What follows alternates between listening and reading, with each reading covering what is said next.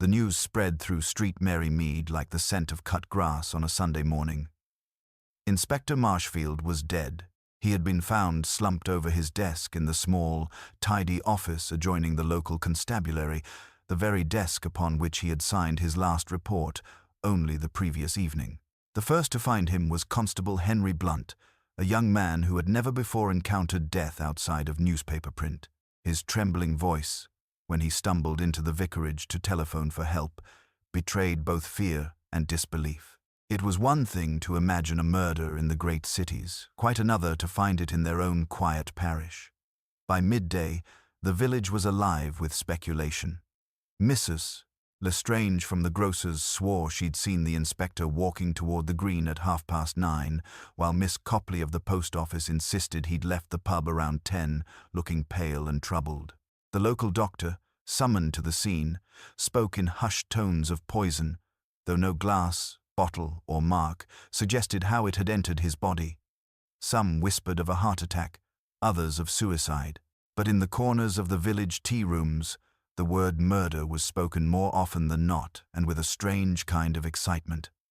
At the edge of it all sat Miss Marple, knitting as the chatter rippled around her.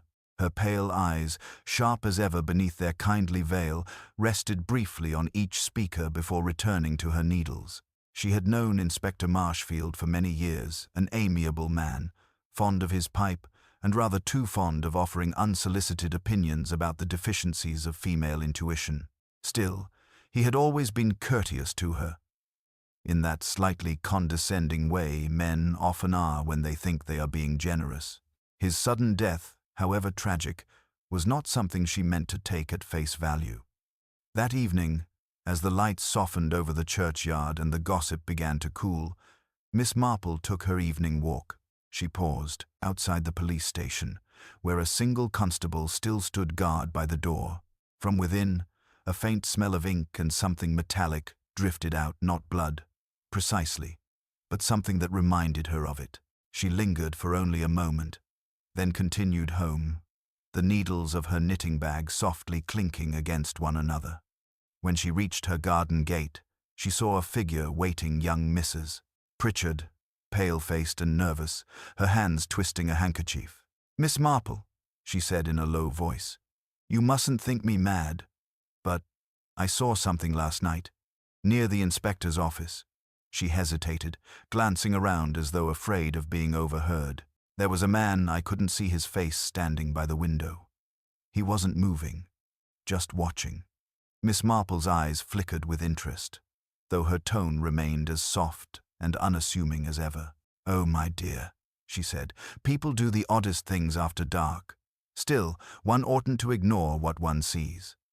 Why don't you tell me exactly what you noticed?"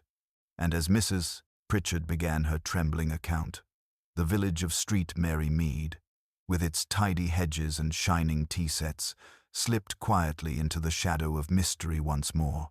By morning, the village had settled into that peculiar stillness that follows a shock, a calm too neat to be real.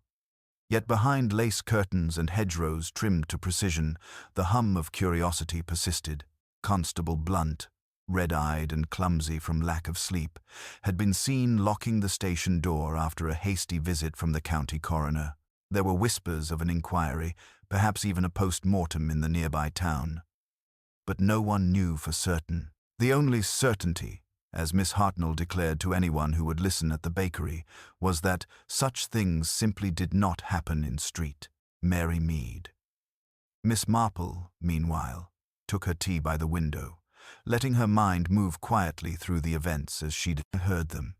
Mrs. Pritchard's story of a figure by the window was troubling not because it was dramatic, but because it was so calm, so distinctly observed. A man watching, not moving, in a place where only Inspector Marshfield should have been working at that hour. It wasn't an act of chance, she thought, nor mischief. It was the stillness of someone who had a purpose. By 10 o'clock, the lane outside her cottage filled with its usual rhythm. The vicar, bicycling toward the church, Mrs.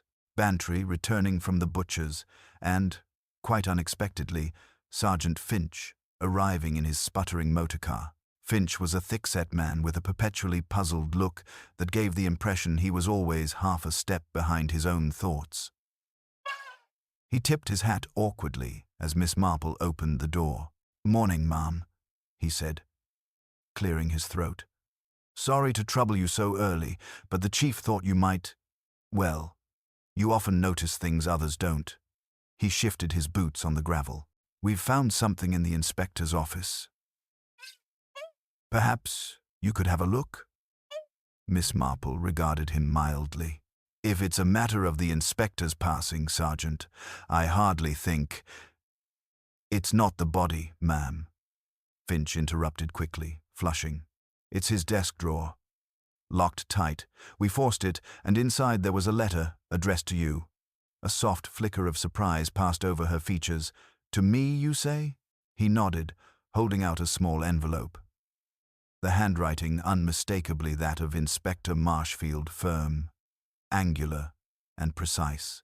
She took it delicately, her mind already spinning with quiet apprehension. "Might I read it privately, Sergeant?"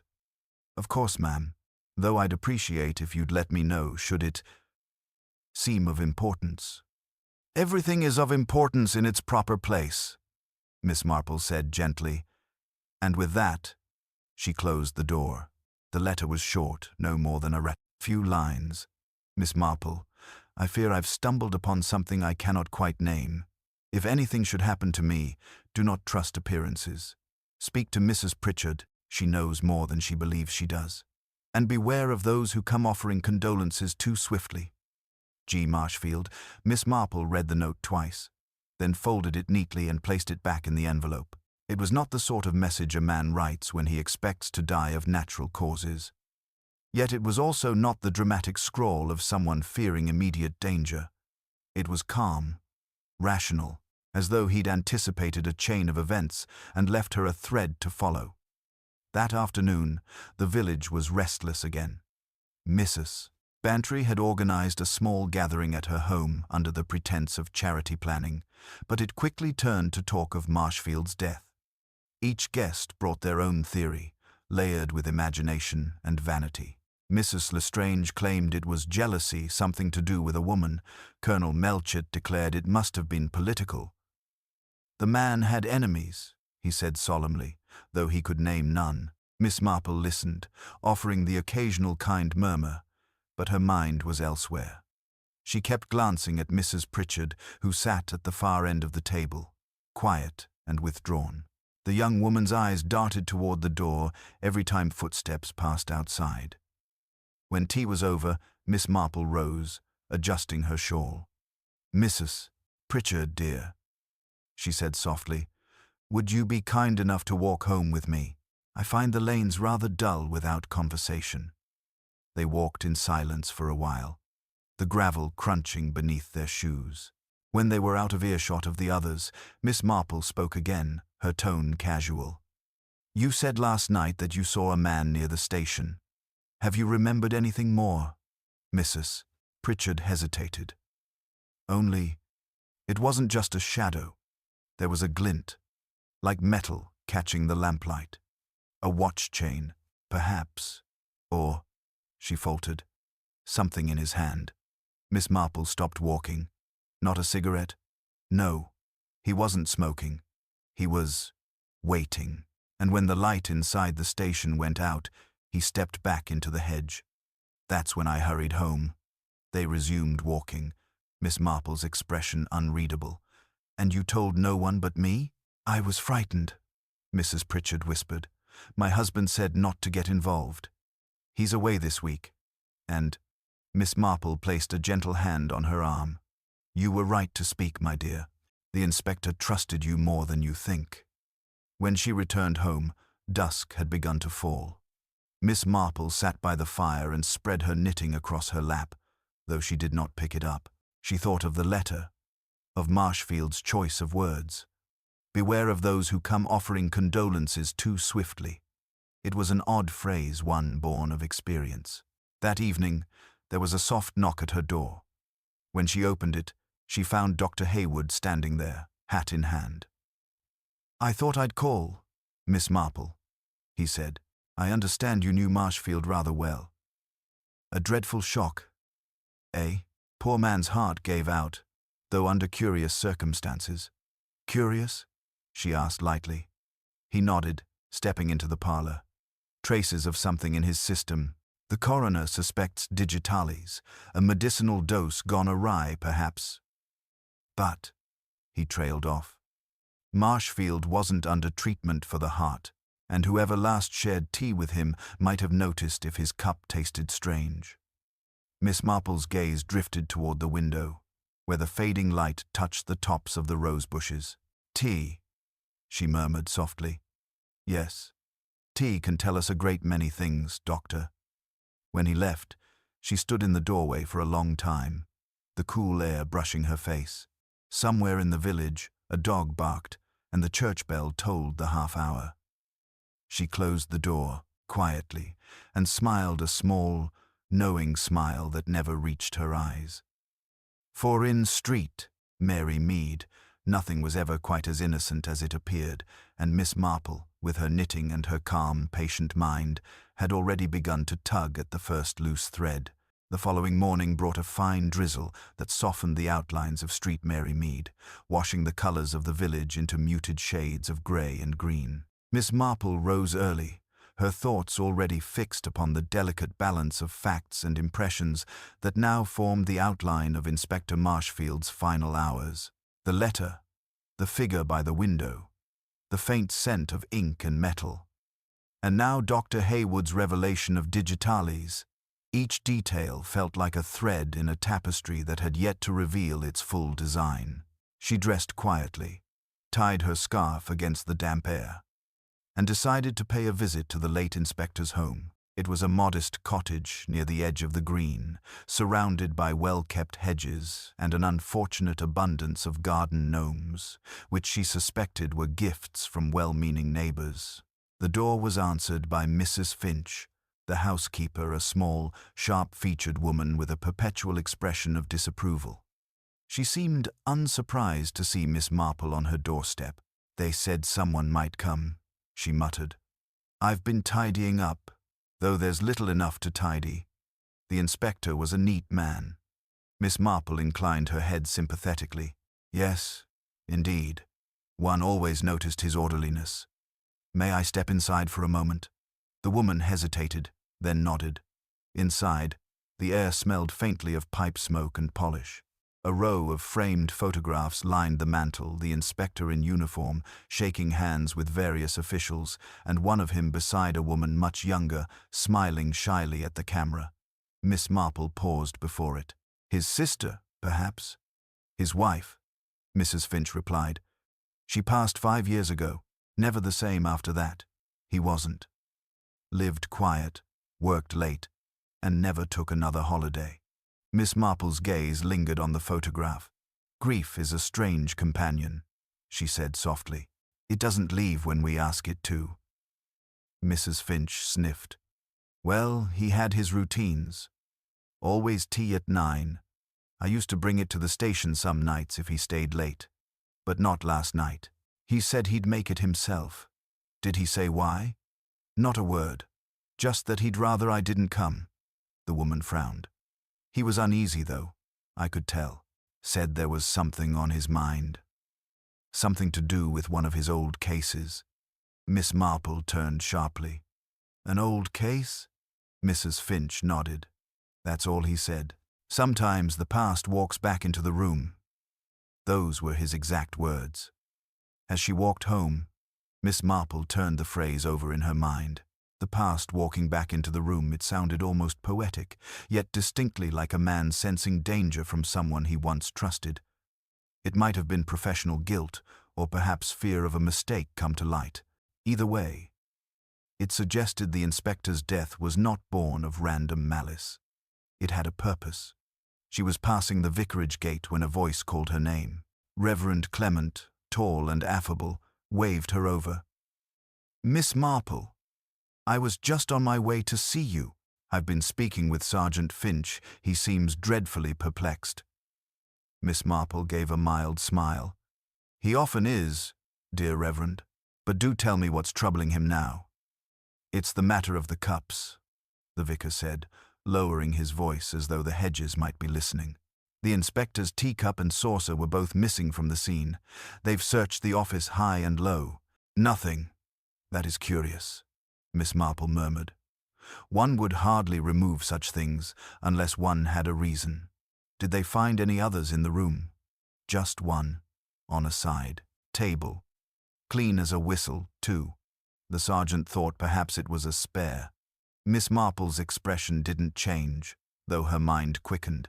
"Or perhaps it was meant to appear so," she said softly. "It's remarkable how much tidiness can conceal." That evening, Miss Marple attended evensong, as was her custom, and afterwards stopped by the grocer's for a packet of tea. Inside, she found Mrs. Pritchard again, pale and distracted. The young woman started when she saw her. "Oh, Miss Marple, I didn't expect." "Quite all right, my dear. I was only after tea leaves, though I hear there's little in stock since the last delivery." Mrs. Pritchard smiled faintly. "Yes. My husband's gone to the city today. He used to speak with Inspector Marshfield sometimes, you know. They went shooting together once. He said the inspector always carried a flask for the cold," he said. "A flask?" Miss Marple asked. "Yes, silver. I remember because my husband said it was engraved with the inspector's initials." Miss Marple nodded, her mind storing the information neatly beside the missing teacup. "How interesting," she said. "Perhaps the inspector was fonder of his own company than we realized." When she returned home, the evening had deepened into fog. The street lamps glowed dimly through the mist, and the silence of the village seemed almost watchful. She set her kettle on the hob, then unfolded Inspector Marshfield's letter once more. "Do not trust appearances. Speak to Mrs. Pritchard." It was possible the young woman had told her only part of what she knew, but why hold back? Fear, perhaps, or guilt. At that moment, there was a knock at the door. Miss Marple opened it to find Sergeant Finch again, looking more worn than before. "Sorry, ma'am," he said, "but something's come up. Thought you ought to know." The coroner's finished. "It's confirmed poison, right enough. Digitalis, as Dr. Haywood suspected. But there's more." "More?" He shifted uneasily. "We found the inspector's watch this evening, down by the brook behind the station. Chain broken clean through, as if someone had torn it off him." Miss Marple's brows lifted slightly. "The brook," she murmured, "and Mrs. Pritchard saw a man by the window." Finch nodded. "Could be connected. Could be. Nothing. But if you ask me, someone wanted that watch gone." Miss Marple smiled faintly. "Oh, I dare say it will return to us in good time, Sergeant. Lost things have a habit of doing so, especially when they aren't truly lost at all." After he left, she sat again by her fire, her knitting forgotten. The teacup, the flask, the watch, the letter, all small things, easily overlooked. Yet in her mind they formed a quiet pattern, one shaped not by accident but by intent. She looked toward the window where fog pressed against the glass like a living thing. Somewhere beyond it, she felt, the truth waited patient, deliberate, and as deceptively ordinary as the people of Street Mary Mead themselves. And Miss Marple, with the calm precision of a woman who had seen too much of human folly to be surprised by it, began to plan her next conversation very carefully indeed. The following day dawned pale and windless, the kind of morning that seemed to hush even the birds. Miss Marple took her breakfast by the window, the fog from the previous night having left dew on every surface, turning the village into a landscape of silver. She watched as Sergeant Finch passed down the lane again, his shoulders hunched and his expression tight. His visits were becoming more frequent, which suggested the investigation was not proceeding as smoothly as the authorities might have hoped. She folded her napkin, rose, and decided that a walk to the churchyard conveniently past Mrs. Pritchard's cottage might serve both reflection and conversation. Mrs. Pritchard opened the door almost before Miss Marple had knocked, as though she had been waiting for company. Her face was drawn and her eyes anxious. "Oh, Miss Marple," she whispered. "It's getting worse. There are people talking, saying I must have imagined that man at the station, but I did see him." "I'm quite certain you did," Miss Marple said gently, stepping inside. The sitting room was tidy but carried a tension that seemed to press against the curtains. "I think you may have seen something of far greater importance than you realize. Tell me, did you ever know Inspector Marshfield well?" Mrs. Pritchard hesitated. "Not well, no. But he was kind. He helped us once, when my husband got into trouble over that business with the allotment boundaries. He sorted it quietly, no fuss." She paused, twisting her handkerchief. "Only. He came to see my husband again, a week before he died. I thought it odd, but they spoke outside, and he told me afterward it was nothing to worry about." "Did he seem worried himself?" Miss Marple asked softly. "Yes, very.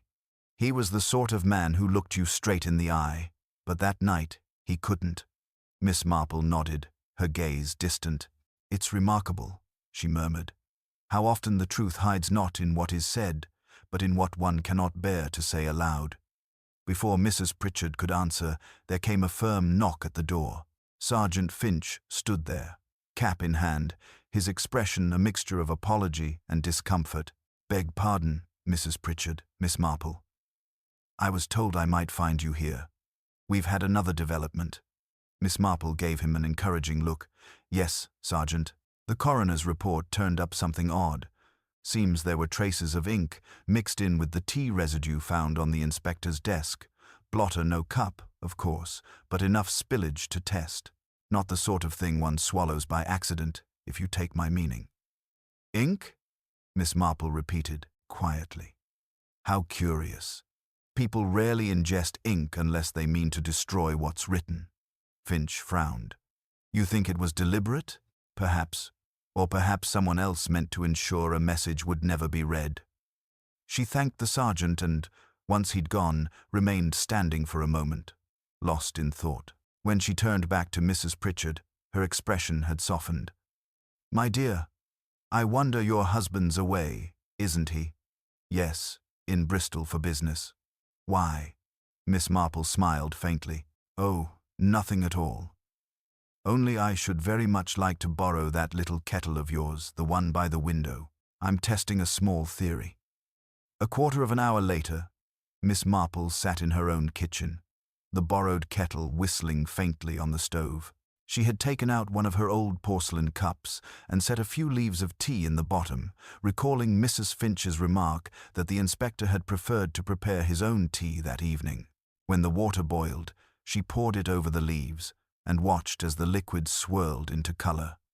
After a moment, she dipped a scrap of paper into the cup, waited, then withdrew it.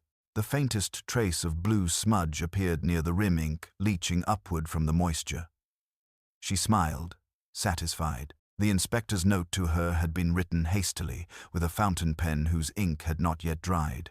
If he had taken tea shortly afterward, a single careless drop from his pen could have mingled with the liquid. Or someone else's hand, someone using the same pen, could have written the letter in his name.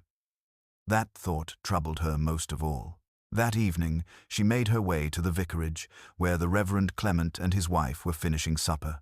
"My dear Miss Marple," the vicar said cheerfully, "do come in. We were just discussing the affair. Awful business. I imagine the whole village is," she said, taking a seat near the fire. "Tell me, have you heard who called upon the inspector last before he died?" Mrs. Clement spoke up. "Dr. Hayward mentioned seeing him in the afternoon, but after that, well, I believe Mr. Pritchard stopped by. Something to do with those parish records. It's all rather dull, I'm afraid." Miss Marple's expression was serene. "Yes, dull things often are the most dangerous. Thank you, my dear." She stayed a few minutes longer, discussing harmless topics, then returned home. The fog was lifting now, revealing a sliver of moon above the rooftops. She walked slowly, every observation settling neatly in her mind. The missing cup, the ink, the flask, the watch in the brook, and now, the convenient absence of Mr. Pritchard. At her gate, she paused. The faintest sound of footsteps came from the lane behind her. Slow, measured, deliberate. She turned, but saw no one, only the wavering shadows cast by the lamplight. She stood very still until the sound ceased, then entered her cottage and bolted the door. Inside, she set the letter on the table and studied the handwriting once more. It was Marshfield's. Yes, but something in the flow of it felt too deliberate, too careful, as though written by someone mimicking his hand, knowing she would be the one to read it. The ink smear by the edge of the signature, which she had taken for haste, now seemed intentional. A flourish added by an imitator who did not know the inspector's hand quite as well as they thought. She took out her knitting, the needles glinting softly in the lamplight, though her fingers hardly moved. Outside, a carriage rumbled faintly along the lane, fading toward the station road. Miss Marple's lips curved into the smallest hint of a smile. The game, she thought, was nearly visible, now the outline emerging beneath the mist. Someone in street. Mary Mead had gone to great trouble to orchestrate appearances, to bury one truth beneath another. And she, with her calm patience and her gentle understanding of deceit, intended to unearth every last piece of it before another night fell. The morning after her uneasy night, Miss Marple woke before dawn. The rain had returned during the small hours, and the steady rhythm against her window lent a quiet melancholy to the village. She sat up slowly, her mind still tracing the pattern she had begun to perceive, a pattern of small deceptions, carefully arranged. Someone had wanted the inspector's death to appear both sudden and natural, yet had also gone to unusual lengths to disguise details that might have seemed trivial to anyone else. That kind of care spoke of fear. Fear, she knew, was the surest sign of guilt. By the time she had finished breakfast, the lane outside was already busy. Sergeant Finch was again making his rounds, his face set in a frown of determined confusion. Miss Marple met him at the gate, as if by chance. "A dreadful morning for police work, Sergeant," she said pleasantly, brushing rain from her shawl. He sighed. "It's all dreadful, ma'am. I've spoken to half the village. Everyone's seen something different and nothing at all. I'd give a week's pay for a single fact that makes sense." "Then perhaps we ought to look for something that doesn't make sense," she replied. "That's usually where truth hides." Finch frowned, intrigued but uncertain. "What do you mean?" She smiled faintly. "The inspector's watch, for instance, broken and found by the brook, yet he was a man of habit, he'd never have gone out without securing it. And Mrs. Finch said he had a routine with his tea, yet on the night of his death he sent her away to make it himself. Doesn't that strike you as odd?" The sergeant scratched his head. "It does, but maybe he didn't want company. Or maybe he expected company," Miss Marple murmured. "Company he didn't wish anyone else to know about." Finch blinked at her. "You think he was meeting someone?" "I think," she said, gently, "that the inspector's last evening was not spent alone." She thanked him kindly and went back inside, her mind sharper than the chill air outside. The letter, the ink, the flask, the watch, all these things seemed to circle one truth. If the poison was in his tea, then whoever last saw him alive must have been near enough to pour it, or to ensure he drank from the right cup. And if Mrs. Finch hadn't brought the tea, then someone else had to have done it under the pretense of helpfulness. Later that afternoon, Miss Marple set out toward the station. The constabulary door stood ajar, and the faint smell of stale tobacco hung in the air. Constable Blunt sat behind the desk, trying rather unsuccessfully to look busy. He jumped when she entered. "Oh, Miss Marple, good afternoon, ma'am." "Good afternoon, Constable," she said kindly. "I was wondering whether the inspector's belongings have been returned yet." He shook his head. "Not yet, ma'am.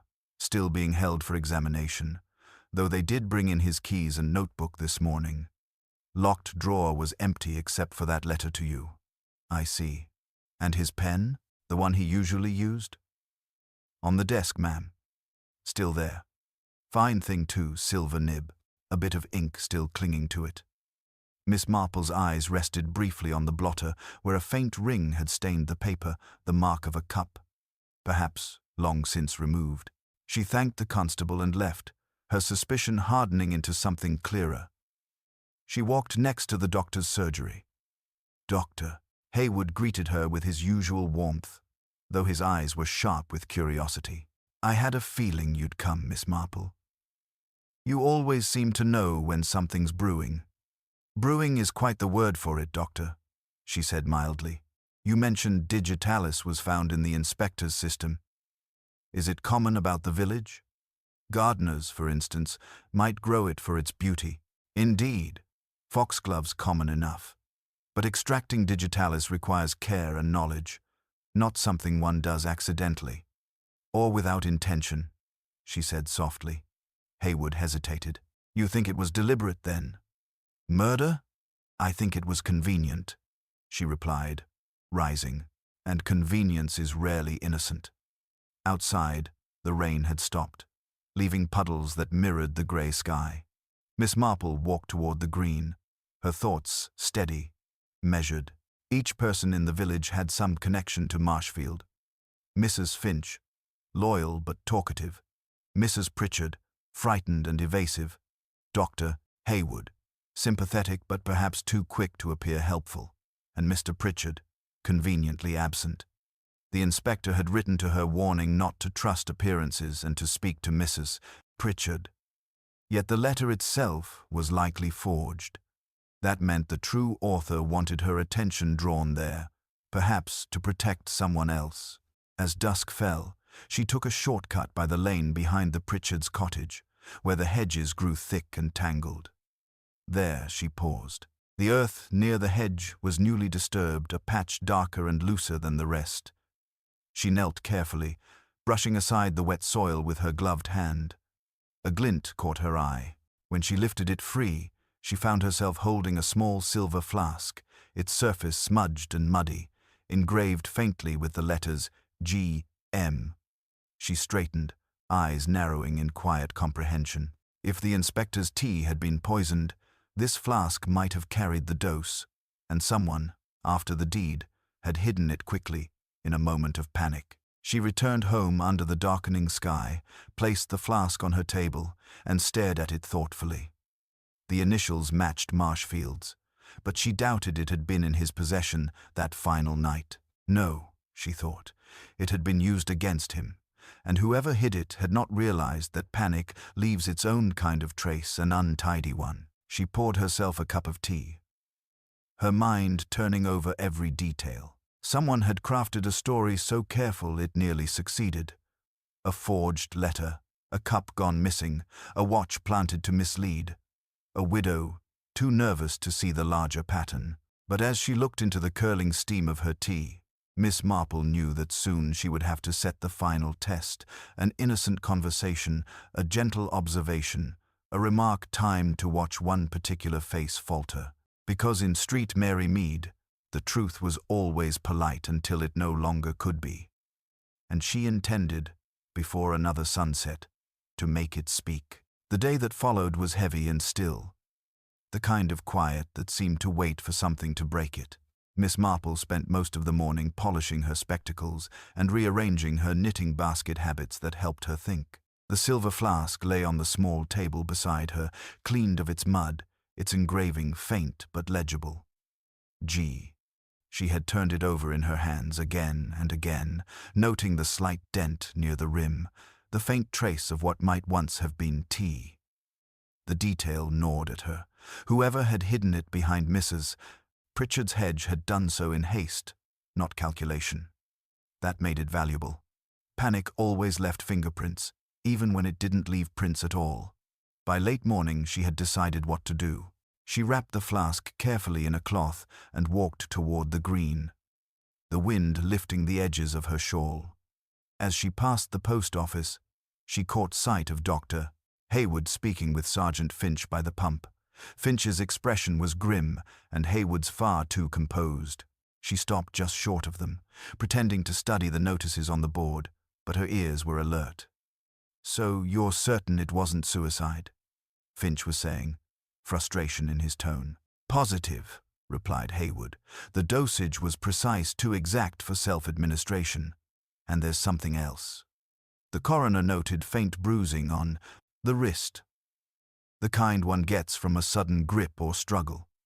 Finch swore softly. Then it's murder right enough. But who? Miss Marple moved forward, her voice soft but clear. Gentlemen, forgive me for interrupting. You're both quite right, I think, though perhaps looking for the wrong sort of culprit. Inspector Marshfield was not killed by an enemy. He was killed by someone he trusted. Both men turned to her, startled. Finch stammered. You've a theory, then? Miss Marple smiled faintly. A thought, rather. Tell me, Sergeant, when you found the watch, did it appear clean or soiled? Clean, ma'am. Almost polished. Just so, she murmured. And yet the flask, she held up the wrapped object, was buried in mud. That tells us something, doesn't it? Someone cleaned what they could not bear to destroy, and buried what they feared might condemn them. A conflict of heart and mind, wouldn't you say? Dr. Haywood's brow furrowed. You believe the killer cared for him? Oh, quite. She turned to Finch.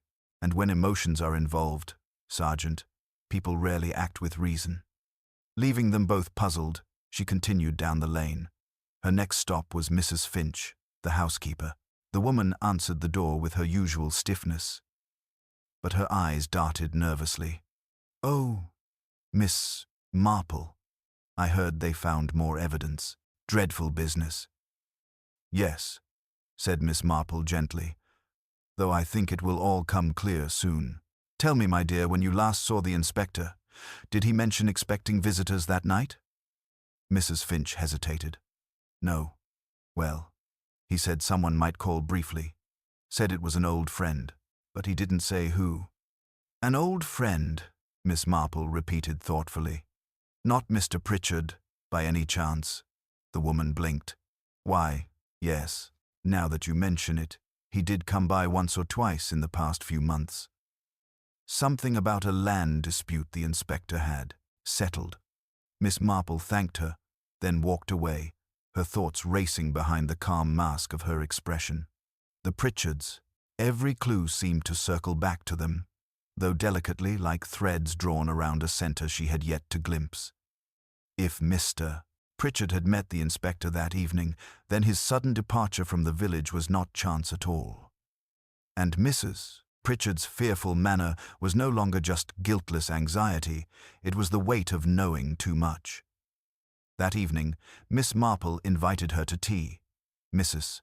Pritchard arrived pale and trembling, her gloves clutched tightly in her lap. The older woman poured 2 cups and spoke in her usual mild tone. I've found something curious, my dear, she said. A flask with the inspector's initials, buried behind your garden. Mrs. Pritchard went white. Behind my? No, that's impossible. I've never. She stopped, seeing the look in Miss Marple's eyes. Oh, Miss Marple, you don't think I... No, my dear, said Miss Marple gently, but I think your husband might have used your garden to hide something he didn't want found. You see, I believe he met Inspector Marshfield that night. Perhaps they quarreled, perhaps your husband said something he regretted, and when the inspector died, quite unexpectedly, your husband panicked. Tears welled in Mrs. Pritchard's eyes. He didn't mean for it to happen, she whispered. I know he didn't. He came home late, so pale. He said there had been an accident, that the inspector had taken ill suddenly. He told me to forget I'd seen anyone near the station. Miss Marple nodded slowly. And he left for Bristol the next morning. Yes, she breathed. To see a solicitor, he said, but I think he was running. Miss Marple's gaze softened, though her voice stayed firm. Your husband is not a cruel man, Mrs. Pritchard, but fear makes people foolish. The poison was deliberate of that, I'm certain, but it may not have been meant for death. Perhaps a dose meant to frighten, to sicken. Only the measure was wrong. Mrs. Pritchard pressed her hands to her mouth, stifling a sob. What will they do to him? Miss Marple rose and set her hand gently on the young woman's shoulder. "That will depend on what he does now. The truth, my dear, always weighs lighter than lies." When Mrs. Pritchard left, dusk had already settled. Miss Marple sat for a long while in silence, the air thick with the scent of rain. The pieces were nearly complete.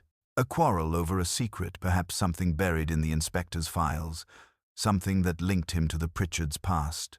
A forgery to draw her eye elsewhere, a flask hidden in haste, and a man driven to desperation. She knew where she must go next. The station office, where Marshfield's locked drawer had been forced open. There, she was certain, lay the final piece. She extinguished the lamp, drew her shawl close, and stepped into the misty night. Behind her, the kettle clicked softly on the cooling stove, a small, ordinary sound in a village that had never been quite ordinary since the inspector's death. Night had fallen soft and thick over street. Mary Mead, the lamps glowing like pale eyes through the mist.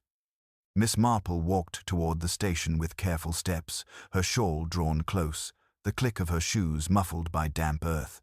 The constabulary building stood in a pool of weak light, a lonely square of order against the dark. Inside, she knew, the air would still hold the scent of paper, dust, and something faintly metallic, a scent that always clung to rooms where truth had been disturbed.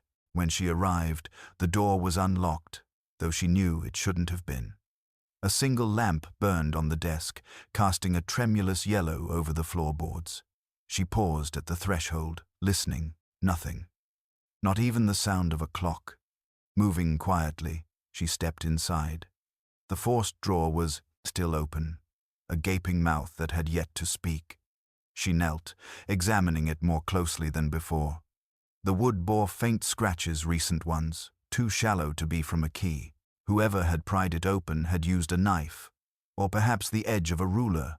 Inside, only one scrap of paper remained, crumpled and nearly blank, save for two faint words in the corner. Ledger, 14. Her brows lifted slightly. A ledger, not the sort of record one left lying about.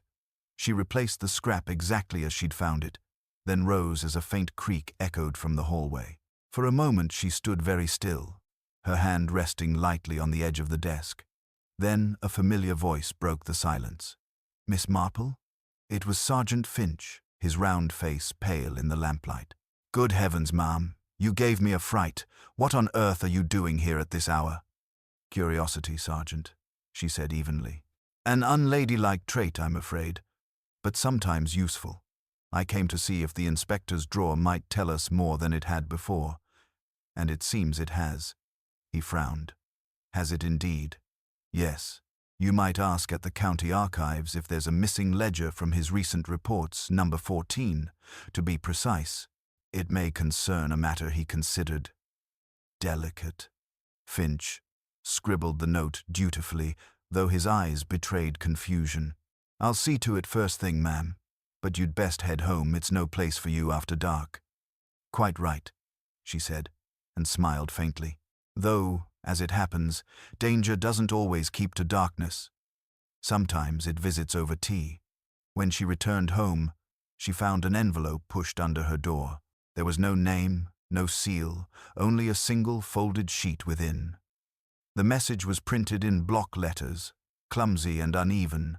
"Stop asking questions or someone else will die." She stood there for a long moment, her expression calm, almost thoughtful. Then she folded the paper neatly and placed it beside the flask on her table. "How very foolish," she murmured. "Threats are like ink intended to blot, but they only draw the eye." The next morning dawned brittle and bright after the long rain. Sergeant Finch arrived before breakfast, carrying a small folder and looking unusually agitated. "You were right, ma'am," he said breathlessly. "Ledger 14 turned up at the record office, but half the pages were torn out. Seems the inspector was investigating a property fraud in the parish. Falsified deeds, false signatures, the sort of thing that could land a man in prison." Miss Marple poured him tea as he spoke. "And were their names, Sergeant?" He hesitated. "To that matter, Pritchard and Marshfield." She paused mid-pour. Marshfield? Yes, ma'am. Seems the inspector had signed off one of the transactions years ago, not knowing it was fraudulent. If it came to light, his career would have been finished. Pritchard knew it. Too, his name's in the margin notes. Miss Marple set the teapot down with quiet precision. So the inspector's sense of duty compelled him to right the old wrong, and Mr. Pritchard's sense of self-preservation compelled him to stop him. Finch nodded grimly. That's how I see it. But if we can't find Pritchard, we can't prove it. He's still not back from Bristol, at least. Not according to the innkeeper he claimed he'd stay with. I've sent word along the railway. He'll return, Miss Marple said softly. Men like him always do. Guilt travels in circles, it brings them home. After Finch left, she sat by the fire, letting the quiet fill the room. Her eyes lingered on the letter, the threat, clumsy and frightened. It was too soon after her conversation with Mrs. Pritchard for coincidence. Someone had been watching, perhaps even listening, but the phrasing, "Someone else will die," it didn't sound like Pritchard's hand. No, it was the work of someone seeking to protect him, someone who feared what she might uncover. That evening, just as the light began to fail, Mrs. Pritchard appeared again at her gate. She looked wretched, her face drawn and sleepless. "He's back," she said in a trembling whisper. "My husband. He came home an hour ago. He says he's going to the police tomorrow to clear his name, but he looks strange, like he's decided something." Miss Marple's eyes softened. "Did he say anything about the inspector?" Mrs. Pritchard swallowed. "Only that Marshfield shouldn't have pushed him, that it wasn't meant to happen. And then he locked himself in the study." Miss Marple took her hand gently. "You must stay with a neighbor tonight, my dear. Fear makes men desperate. Go to Mrs. Bantry's, tell her I sent you, and leave the back door unlatched." Mrs. Pritchard stared at her, bewildered. "Why?"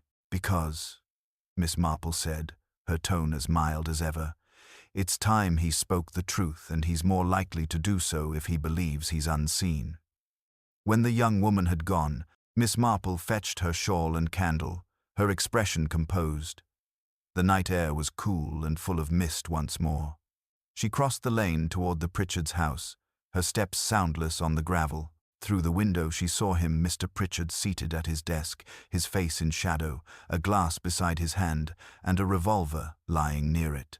He was reading a sheet of paper, lips moving faintly, as if rehearsing a confession that would never reach another ear. Miss Marple watched for a moment, then knocked lightly on the door. He started, looking up sharply. When he saw her, his expression shifted fear first, then resignation. "Miss Marple," he said hoarsely, opening the door. "I suppose you already know." Her eyes met his, calm and unwavering. "Yes," she said softly, "but I should rather hear it from you."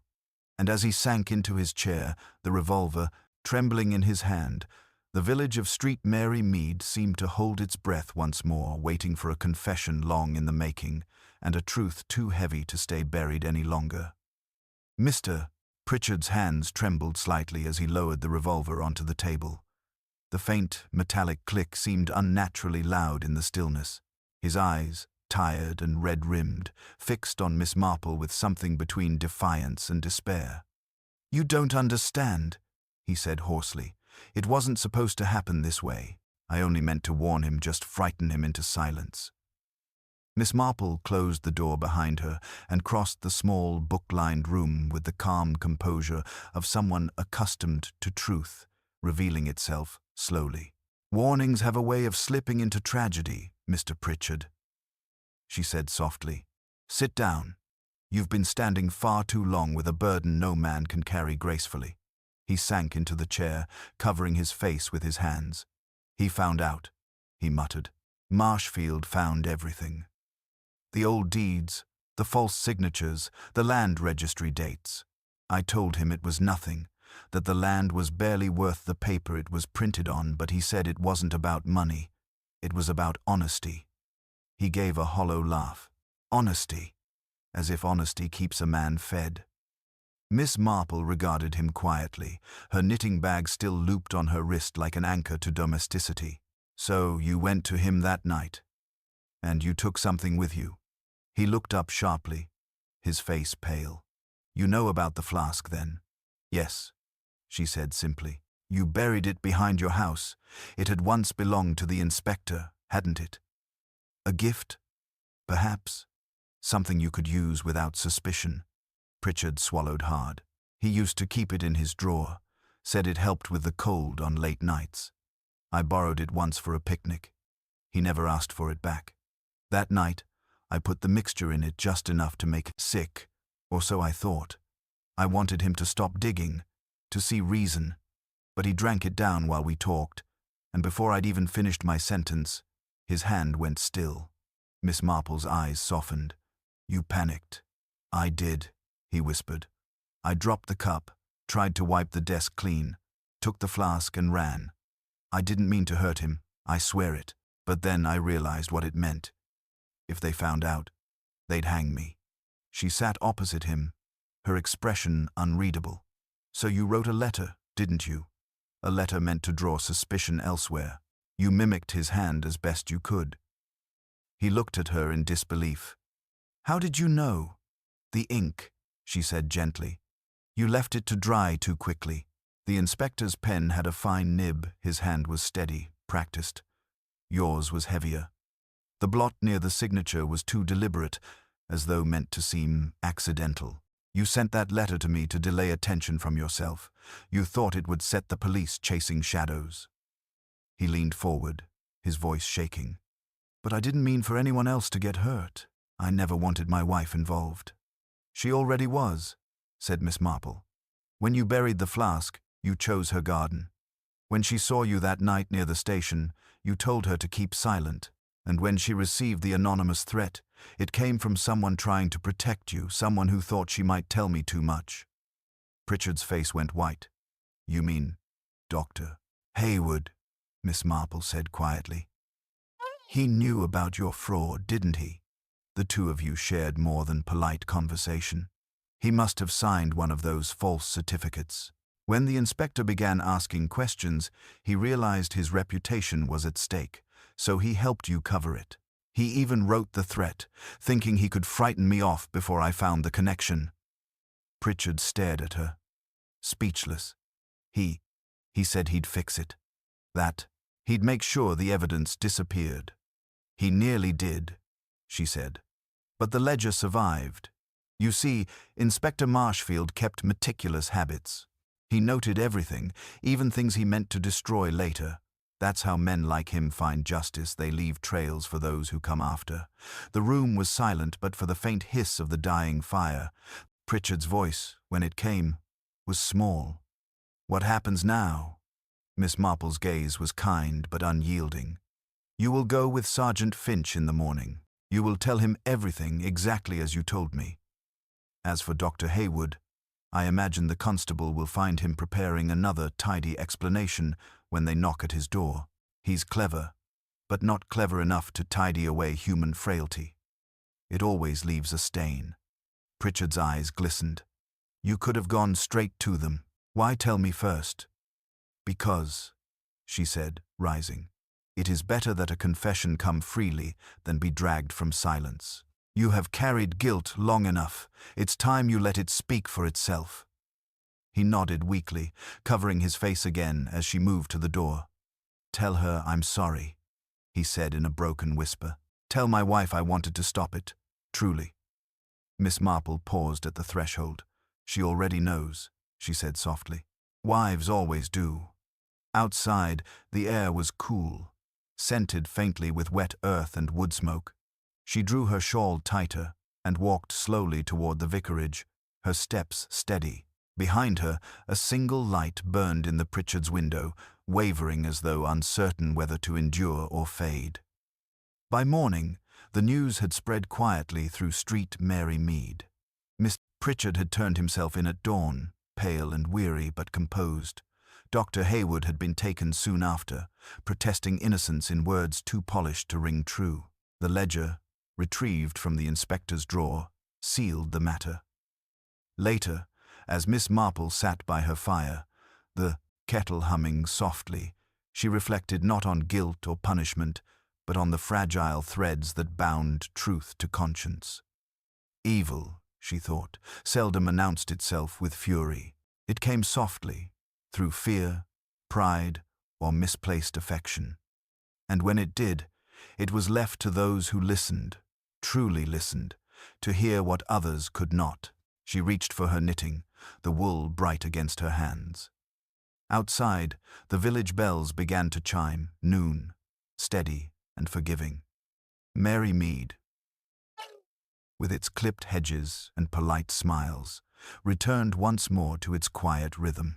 But Miss Marple, as always, knew that beneath the calm surface, human hearts would go on committing their small, secret betrayals, and she, quietly and patiently, would go on uncovering them. The next few days in Street Merry Mead passed with that odd mixture of calm and fascination that always followed a village scandal. People spoke in low voices at the grocer's and paused their sweeping to whisper at the sight of Sergeant Finch's motorcar. The affair had concluded neatly enough for the papers. Inspector Marshfield's death solved, the guilty parties in custody, the village restored to peace. Yet beneath the neatness, a current of quiet unease remained. Miss Marple, who never trusted endings that came too quickly, felt it most keenly. She sat by her fire one evening, listening to the ticking of the clock, when a knock came at her door. It was Sergeant Finch again, hat in hand, his expression troubled. "Evening, ma'am. Sorry to intrude so late. I just came from the station. There's been a development." Miss Marple motioned him in. "Do sit down, Sergeant. You look quite unsettled. Has Mr. Pritchard changed his statement?" He hesitated before answering. "No, ma'am. That's the thing, he hasn't changed a word. But Dr. Hayward has. Says Pritchard's confession was coerced, that he's taking the blame for something he didn't do." Miss Marple's eyes narrowed slightly.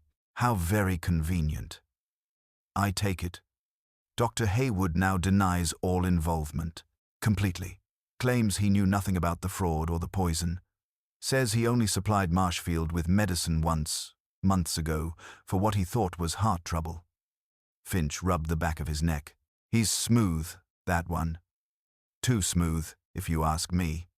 But the chief's not sure there's enough to hold him. No direct evidence, see." Miss Marple poured him tea and sat opposite him, her gaze distant. The cleverest men often hang themselves with their own neatness. "Tell me, did they find the rest of Ledger 14? Finch looked surprised. "No, ma'am. Only scraps of it." "Why?" "Because," she said quietly, "the missing pages would not have incriminated Pritchard. They would have exonerated him.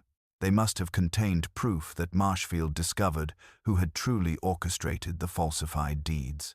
And that person, I suspect, knew exactly where to find that ledger after the inspector's death." Finch leaned forward. "You mean Hayward?" Miss Marple smiled faintly. "If not by his own hand, then by someone acting for him.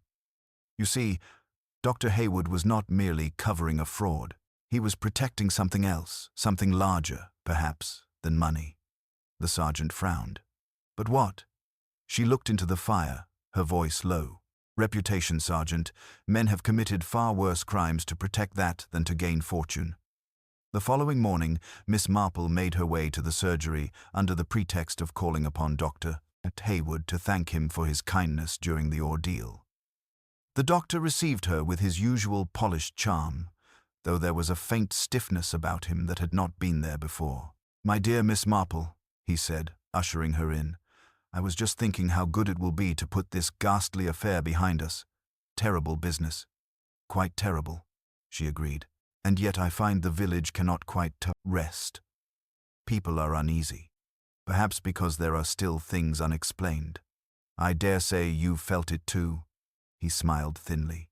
"A village thrives on mystery, Miss Marple. Without it, there would be nothing to talk about." She inclined her head. "True enough, but there is one small mystery I cannot quite set aside. You see, when Sergeant Finch told me of the traces of digitalis in the inspector's tea, I remembered your description of the dose, a precise medical amount. Such precision suggests experience. And yet the inspector was not your patient. For a fraction of a second, the doctor's composure flickered. "I hardly think," she interrupted gently. "Oh, I do not accuse, dear doctor. I merely observe. You had, after all, written prescriptions for others. Mrs. Pritchard, for instance. Tinctures for her nerves, were they not?" His hand froze on the edge of the desk. "You've been speaking to her?"